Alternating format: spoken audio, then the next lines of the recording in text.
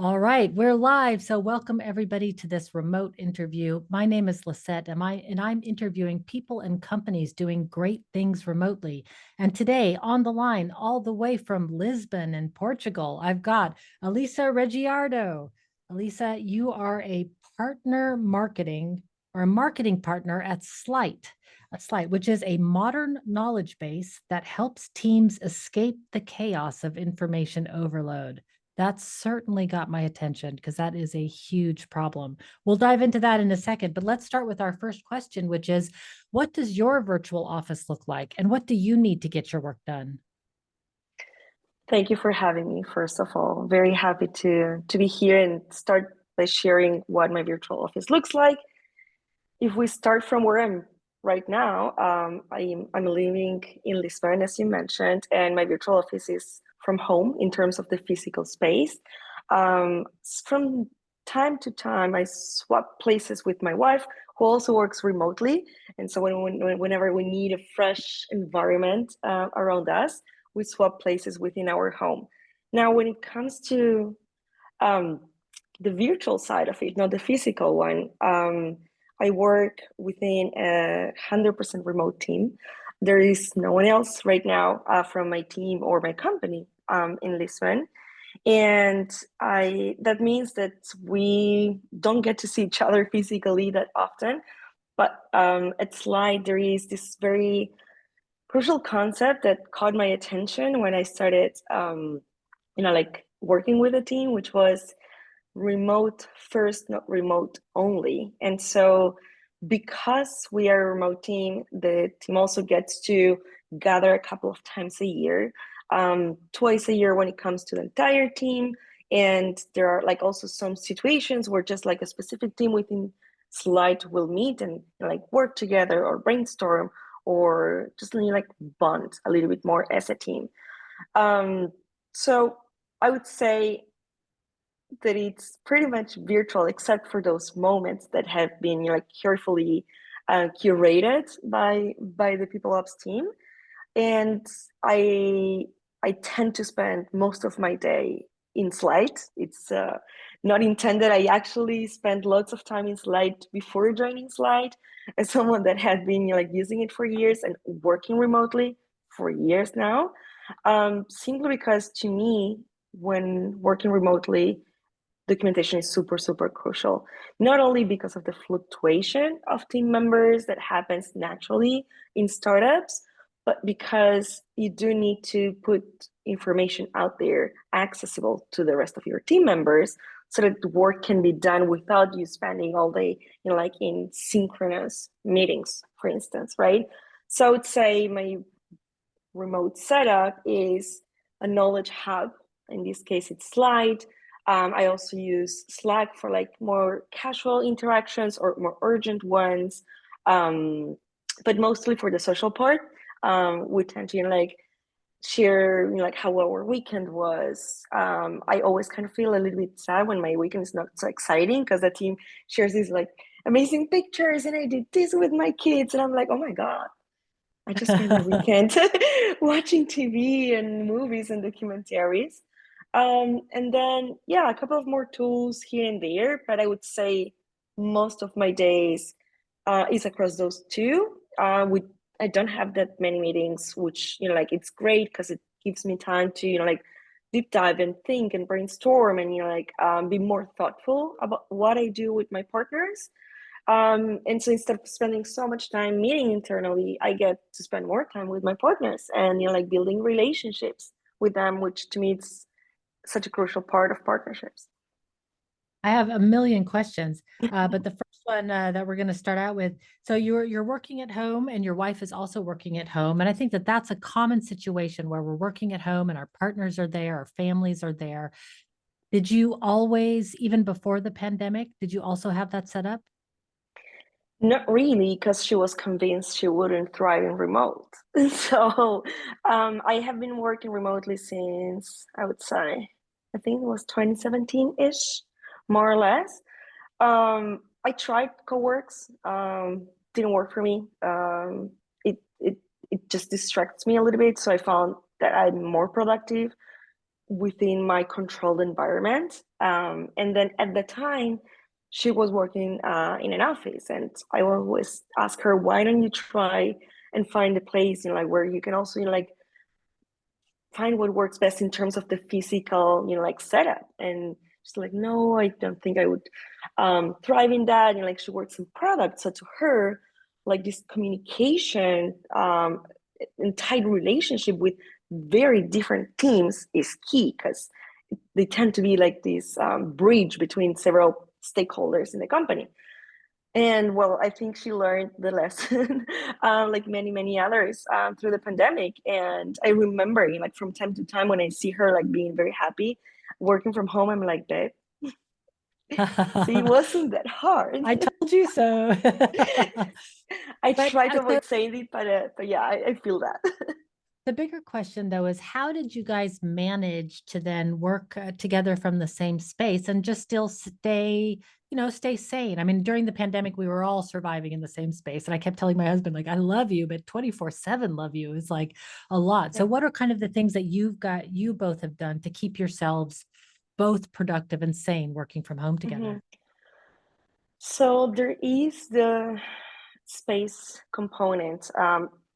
You brought up the pandemic. During the pandemic, our now 11 years old daughter was also remote. And so we had like three people doing meetings and working at the same time. And then we realized we need a bigger space. And so I think that plays like a crucial part, especially if you live in certain cities where, you know, like there's like this real estate bubble in terms of prices, that it's very hard for you to find like affordable housing. And I know we're getting to a side that's not the core, but I feel like many of the remote workers that I know that live in Lisbon, which is going through, you know, like a housing crisis, struggle with this, Mhm, right? It, mhm. that component of, unless I go to a co-working space, I'm not able to actually get proper work done, because let's face it, you know, like the architecture here, it's very small, and then the prices are very high. So it's not like everyone can afford having a great work from home setup. And in that sense, I feel like we are very privileged when we realize there's three of us anyway. Once kid goes back to school, there's going to be two of us, because like she wasn't going to go back to an office. And then we decided, okay, we need to move into a bigger space. And so in that sense, I feel like we're very lucky and privileged, because we were able to pick a place where we live that also matches our working needs. But not everyone gets to do this. I think that's crucial, because as you said, you don't want to see someone's faces, even if you love them very much, 24/7.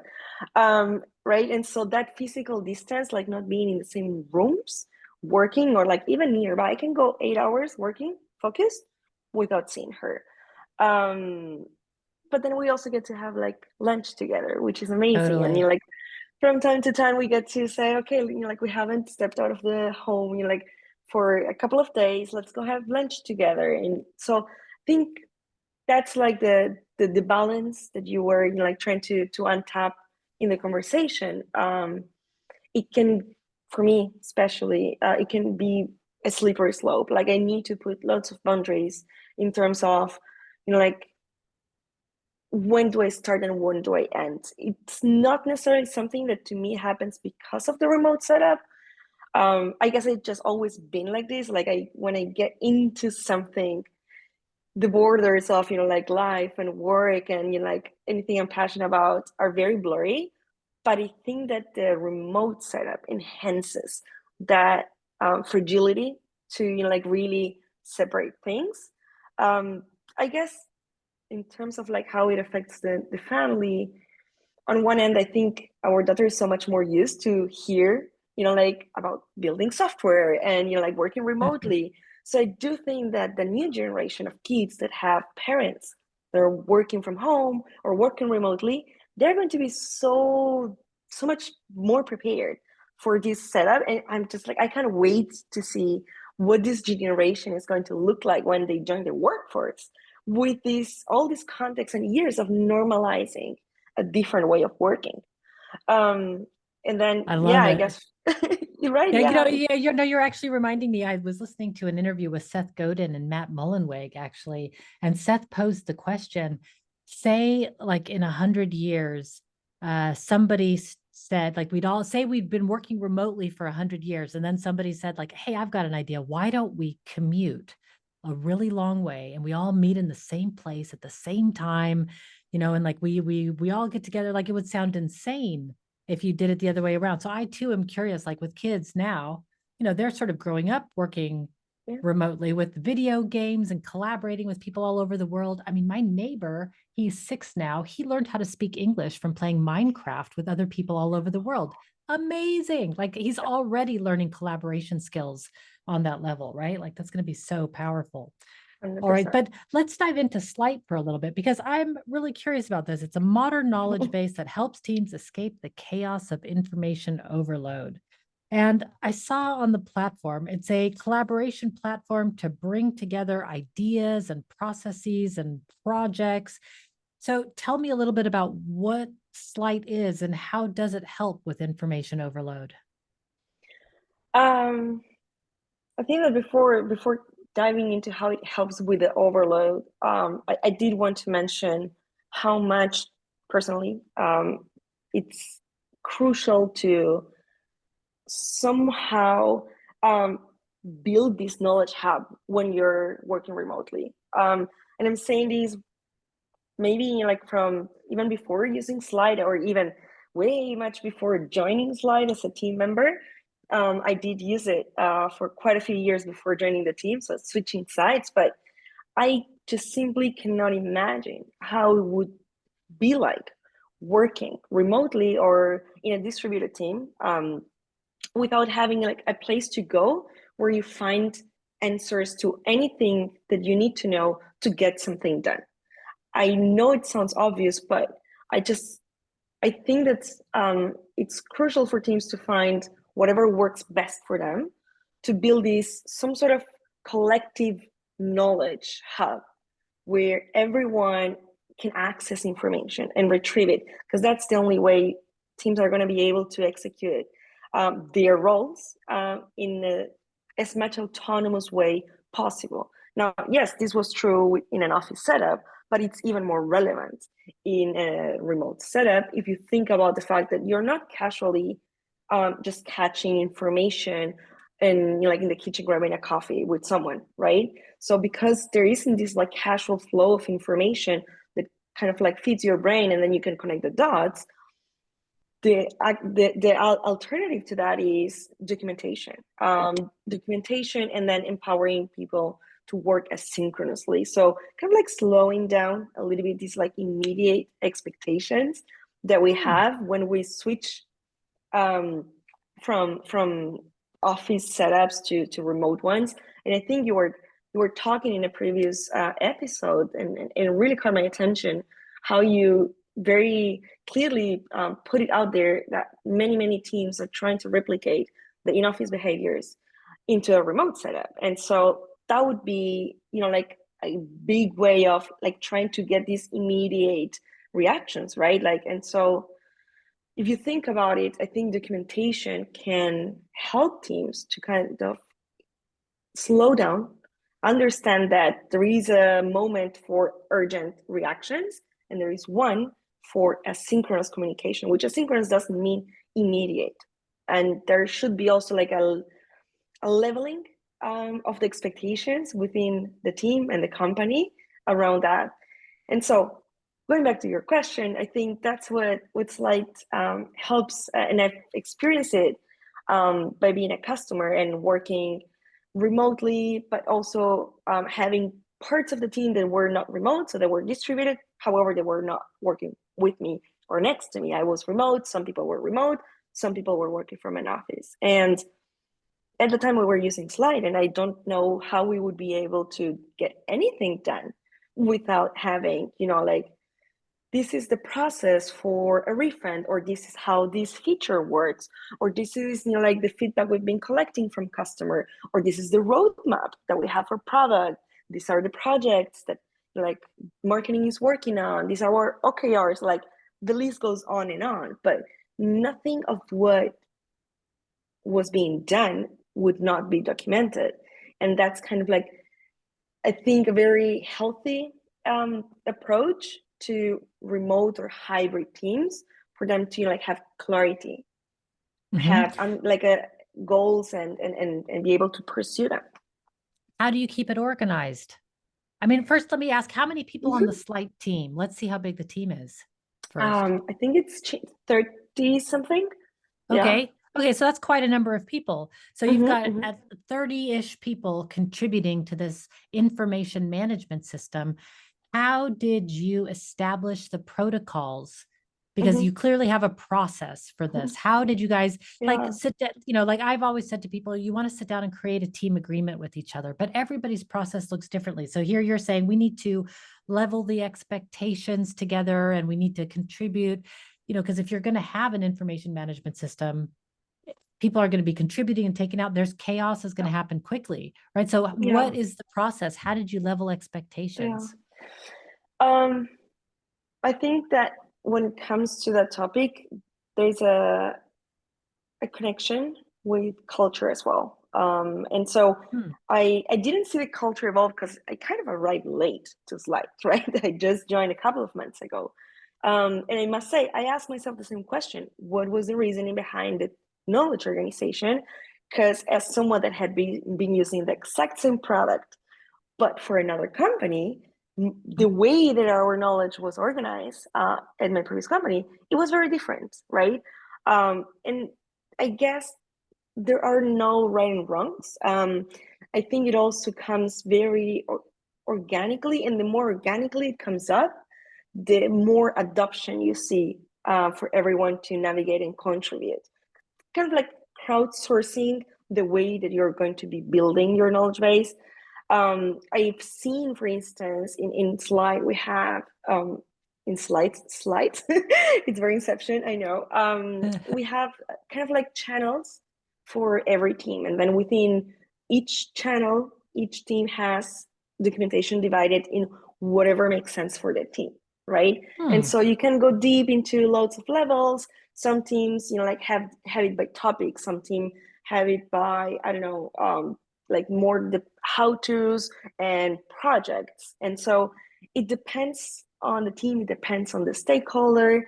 And I guess that's the beauty of it, right? Like the good part is it's very open. And so if I want to see like how engineers are doing something right now, I can easily access that information, right? And so maybe for me, it's a little bit more difficult to actually like the beginning understand why they like organize it this or that way, but I'm going to be some sort of like ad hoc visitor.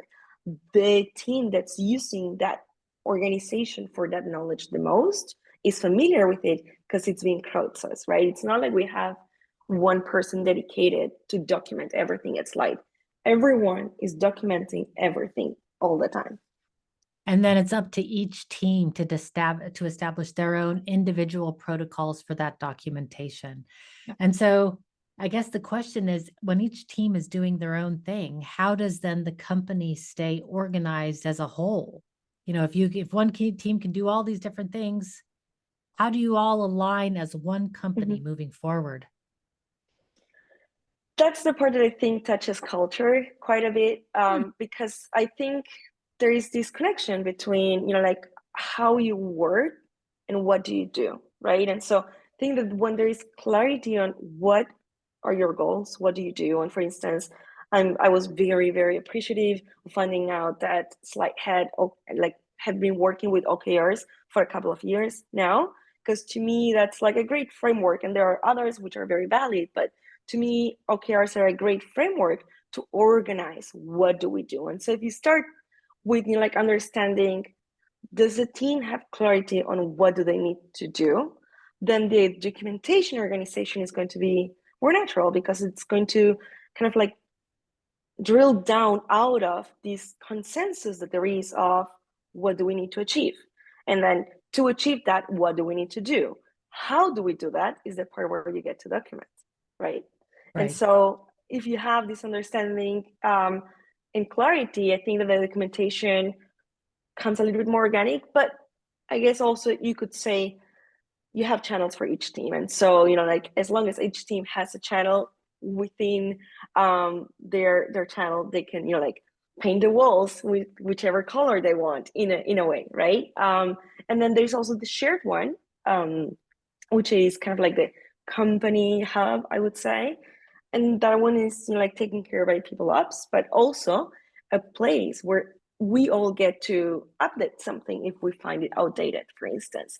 And I remember the great feeling of like that autonomy and freedom to, like touch articles or documents that I didn't create it, but I was joining the team, and you're like, hey, I found this. Is this still accurate? And the team going, go ahead, delete, update, change. Like it's kind of like everyone's, the word is missing, but it's everyone's responsibility, right? And Huh. so that's the compound effect of everyone feeling empowered and free to manage the knowledge that everyone is also putting back there.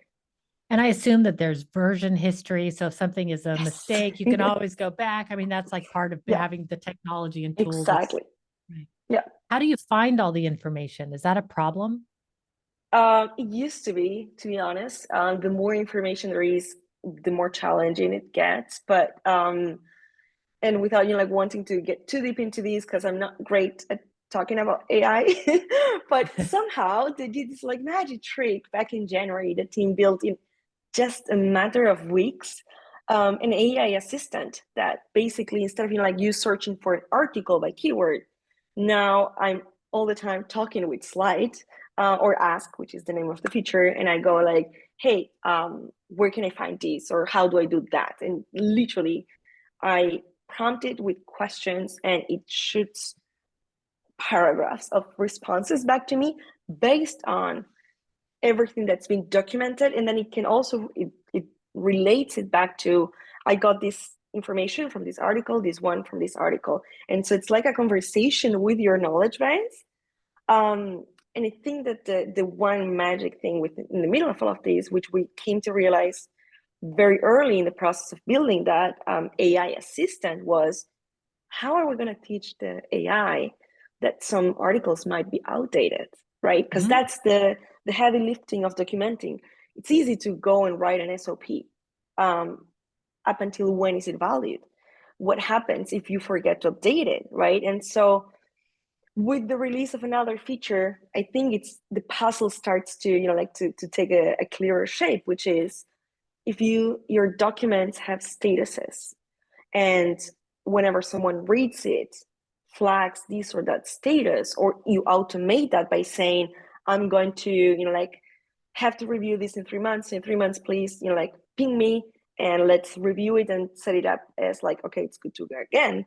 If you have this component, and then that's flowing into all the knowledge that lives in your knowledge base, then you get to ask questions that are actually only answered with the relevant and up-to-date information that lives there, because it can ignore everything else that's outdated. And I think that's the flywheel that can really, really, really make a difference. Because the first few weeks I was asking things, I'm like, this is not accurate. Like this process doesn't exist anymore. That like that person has left the team. And now I get to ask it questions, and I'm always getting relevant information that I can actually use. And sometimes it even saves me from having to write an email, because I just can copy paste it and send it someone's way. Which Yeah, the language learning models these days, it's mind blowing what's possible. I've been experimenting myself and mind blown. I don't know how uh-huh, they do it, uh-huh. but like, wow. Yeah. So that's documentation and information management, but then there's also decision making. And one of the real Mm-hmm. reasons I was so curious to talk with you is that you said that you've got sort of processes for asynchronous decision making within the company. And I think that that's one place that's a real pain point for a lot of companies, because it sounds to me like remote work is slowing people down in some ways. And in the beginning, you said sometimes actually it's good to slow down and to really take the time and not have these immediate expectations, but not everybody's there yet. And they're really Mm-hmm. struggling with like, how do we make decisions? Especially, I think, for people in a hybrid mode, where you've got people in person and you're just making a Mm-hmm. decision by the water or Yep. the water cooler, right? And then it doesn't get translated back into the knowledge system. So I'd love to Yep. hear about how you guys have designed your processes. Yeah. Well, in on this front, I need to confess, I think that the process came from the realization of that pain point for many hybrid and remote teams. Then came the feature, then came the process. And so Hmm. I mentioned I was a Slite customer before, but back then we didn't have this new feature that they launched last year, which is called discussions or decisions. I never know. I always mix them.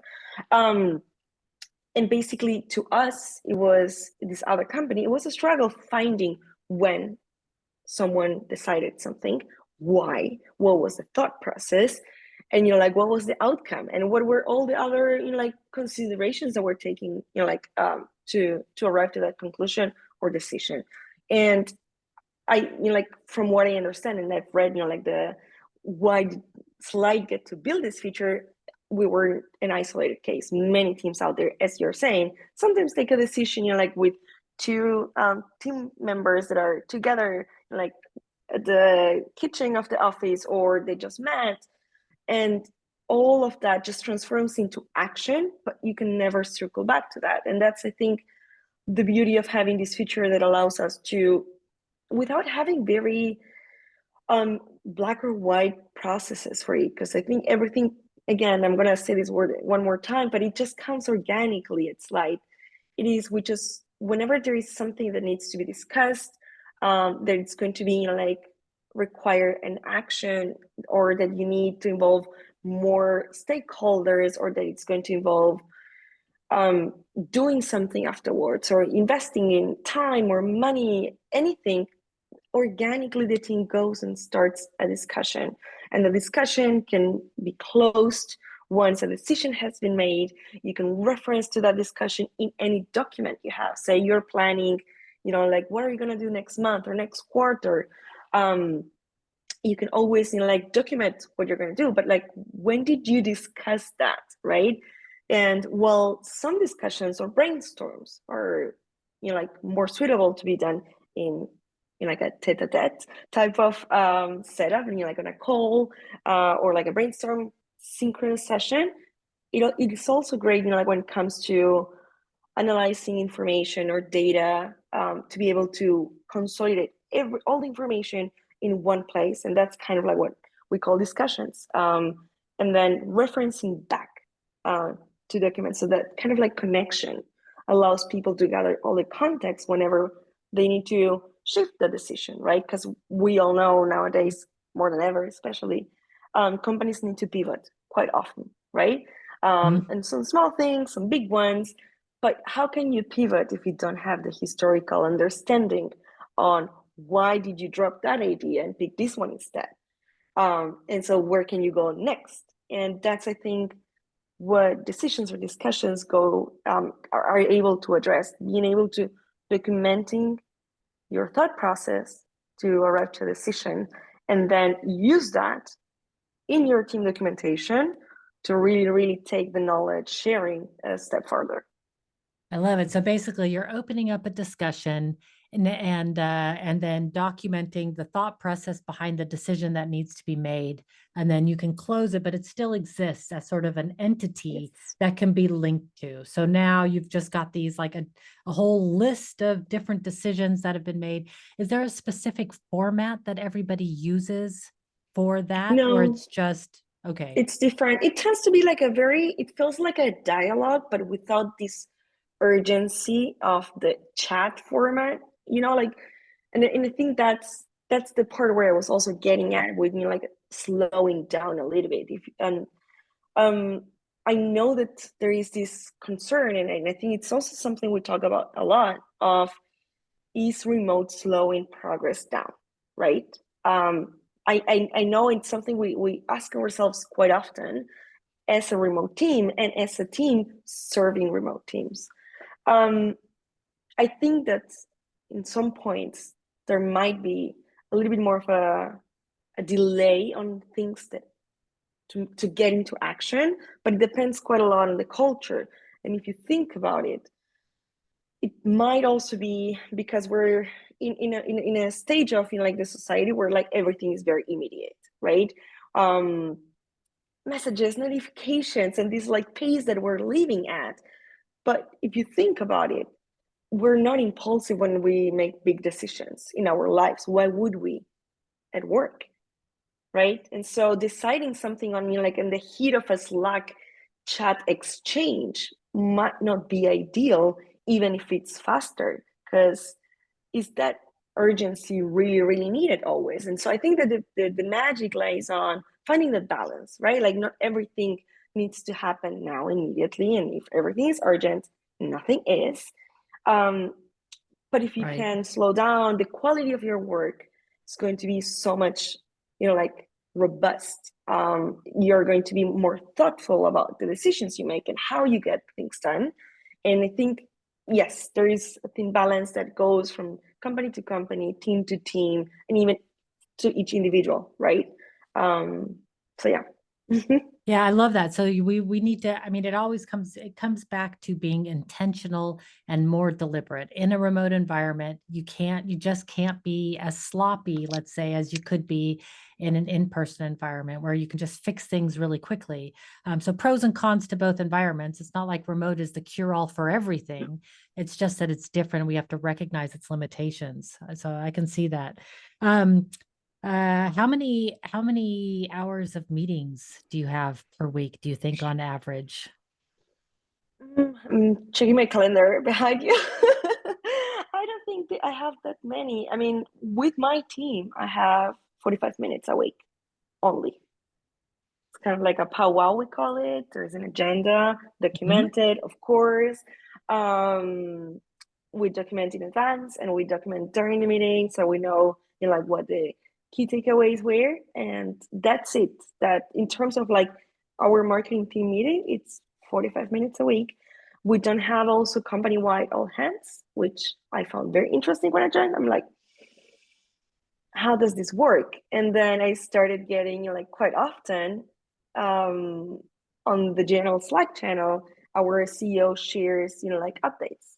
Mhm. And sometimes like, yeah, it's a video, sometimes it's a document, sometimes it's a combination of both. And so we also do company-wide asynchronous updates as well.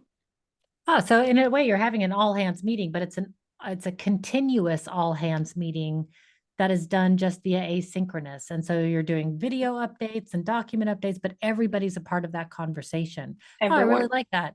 I've Yeah. never like an We also asynchronous all hands. Hmm. Yeah, so I think in these updates that we get from Chris, he gets like super deep, right? And he gets to write his thought process and like where he's at, where the company's at, like the whole thing. And then we have this other and this is in Slack, kind of like reading the news, which is called an updates channel, where whenever we get something shipped or done or like accomplished, anyone and everyone goes to the channel and shares that. And so it's literally how I feel like I feel like reading the news, but instead of like the world, I'm reading like what my brother team has been up to, has achieved. And there's like this social component to it because Yeah. even if you're in a day where like you're not feeling that great, or you're a little bit more isolated, you can still like read through or even revisit when you share you did this and there is all these emojis of people being happy and appreciative of your work and the reactions and the follow-up questions because there is like genuine interest, which I think it's a great way because like being able to revisit news, it's a great component to like building this long lasting collaboration across teams.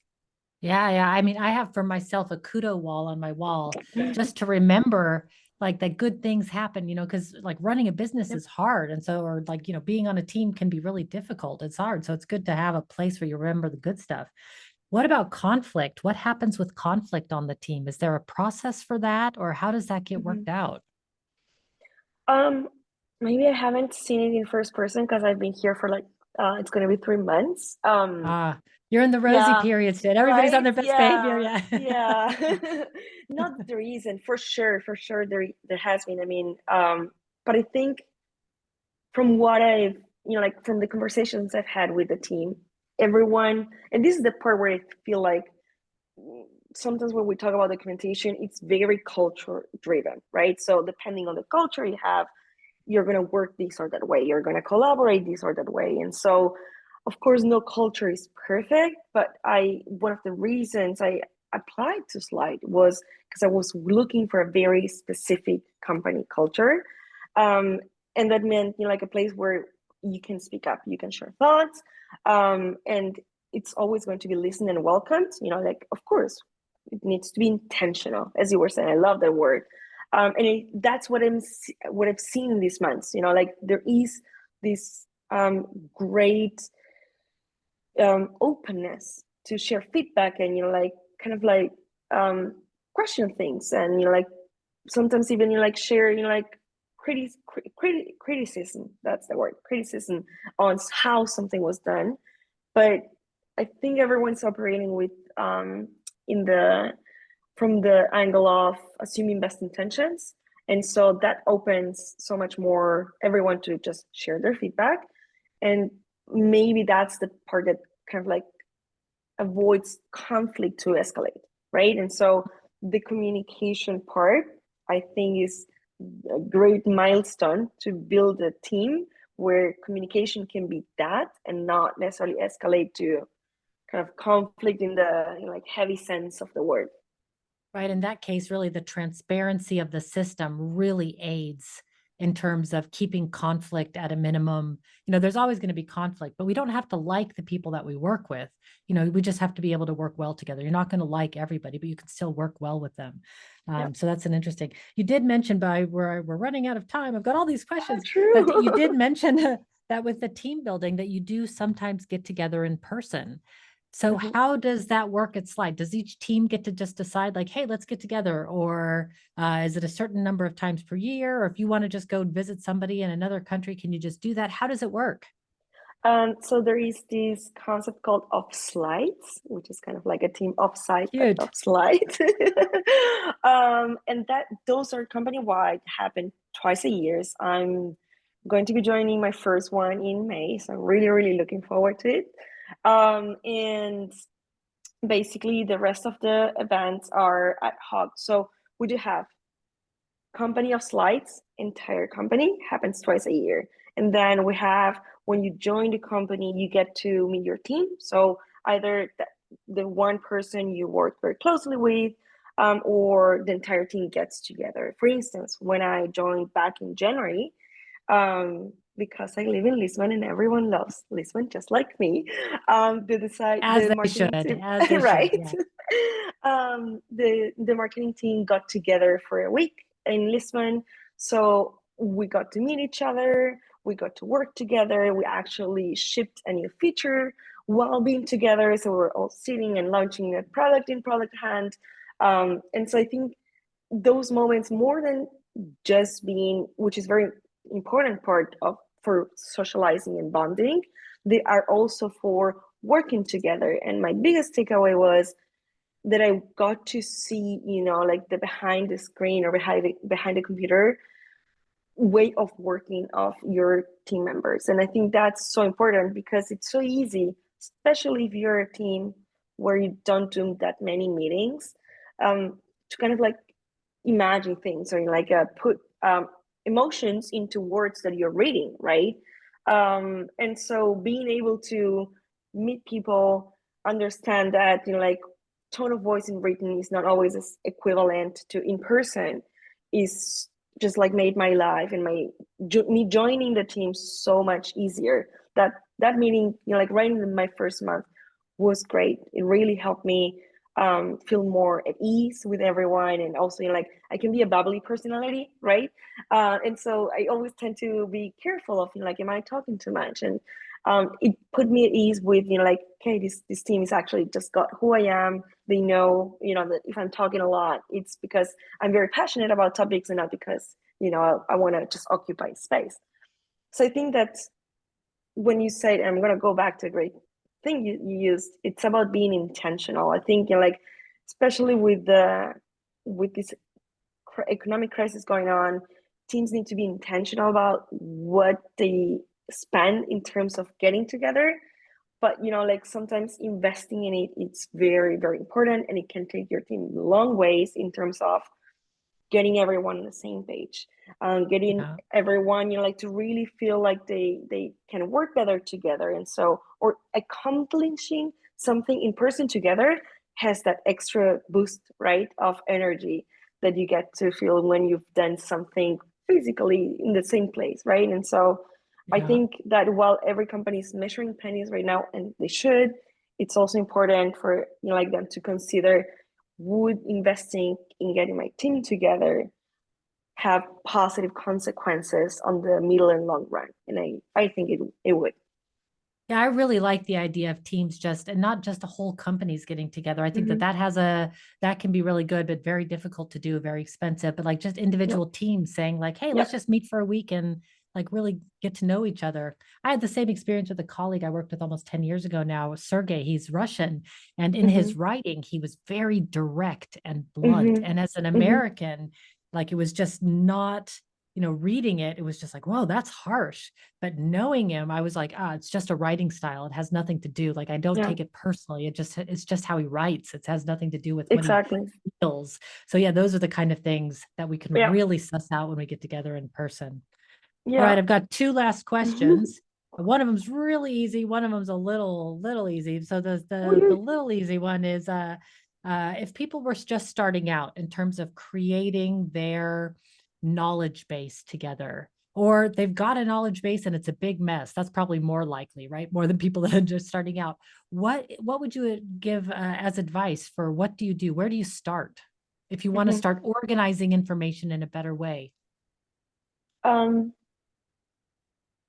so it's two very different scenarios. I think when you have a blank page to fill, it's always easier. Of Not, course. not not for Yeah, creative, yeah, but you understand what I mean. So in that scenario, I would say kind of like distribute and share autonomy, crowdsource it, right? Like that angle of letting individuals contribute, um, letting teams decide what works best for them. That really empowers people feeling like the ownership of the knowledge, and so they're also going to consume it and use it so much more, rather than like a vertical type of implementation. Oddly enough, for the second scenario where you're maybe overwhelmed, I would kind of go with a similar approach now that I think about it. I would also go and say, kind of like, let's divide and conquer in a way. And so instead of like having one person maybe spend a month in a project that's going to be tedious and that's anyway going to have to involve lots of people, because you kind of have like one brain that understands every little detail of the knowledge of the entire company. If you were to kind of like come up with a um, kind of like a team, right? So who from each team wants to help with this? And then there's always this one person in oh each team yeah. that It's so loves surprising. documenting or Yeah, exactly. right. There's always a one weirdo, and I've been the weirdo, so I can understand. Yeah. I'm like, well, I love Exactly. that stuff. Yeah, and I think it's about creating that sense of belonging, of ownership, and maybe even thinking of like how can you make it more appealing instead of like just making more work for people.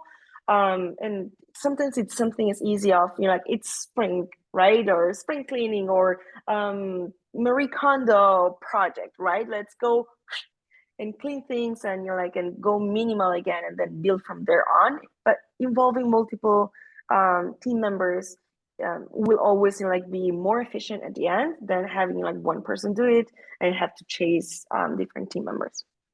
Okay. Yeah, that's great advice. I always say start with yourself. Like start organizing your environment and then start working with other people, reaching out on that. All right. So last question, a super easy one. If people want to learn more about you or want to be in contact with you, I will of course put Slite in the show notes, but more for you, like where do you live online where people can find out more? um where I live online, besides Slide and Slack, I actually have a LinkedIn account. I'm trying to get better at communicating more there. So from now days, I'm dedicating an hour of my week to think about something random and then share my thoughts there. So if you want to find out my random thoughts on LinkedIn, please, you can meet me there and reach out. And I'm always happy to chat with new folks and meet people, especially if you're working remotely or from home or in a hybrid team. I've been through it for over 5 years, and I've seen the best, the worst, and I'm happy to share my findings and yeah, and learn what's good for you and what's not. Well, surprise last question. Could you ever go back to the office? Oh no. Oh no, no, no. I couldn't. I couldn't. Yeah, no, 100% no. I think it's not just for me, it's not about the part of like being around people. I love and I actually get lots of energy from being around people, but just like not being able to have that flexibility of like I can I have my lunchtime and I'm very busy and I have a daughter and I love being able to dedicate my non-working time to be with her or with my wife, and remote allows me to do the dishes when during my lunchtime, or like read a book and really like reset during my lunchtime and have that extra energy. I never got that when I was in an office. And so, well, there was the social side of it that I 100% understand and miss to an extent. The downside is so much bigger. And so have been always intentional ever since I discovered how happy I can be and how much I can thrive in remote. I've been intentional about finding the right company for remote, because there is that as well. It's not just like remote because of the sake of it. There needs to be a great culture behind it so that it actually works. Totally. And we can get our social lives in other Mhm. ways. It doesn't have to Yep, be through our work colleagues. We can choose other people if we want. So that always that's true. confused me. I'm like, yeah, I love being social too, but I don't like to be forced social. I want to be social on my terms, Yep, like with the people that yep, I want to be social with. Is that too much to ask? Like, 100%. Yeah. it sounds like a lot. All right. I want to thank you so much today. I took copious notes. I've got tons and tons of notes here that I'll fill out in the show notes. Thank you so much for your time today. I really appreciate it. Thank you so much. And talk soon. All right, everybody. Until next time, be powerful.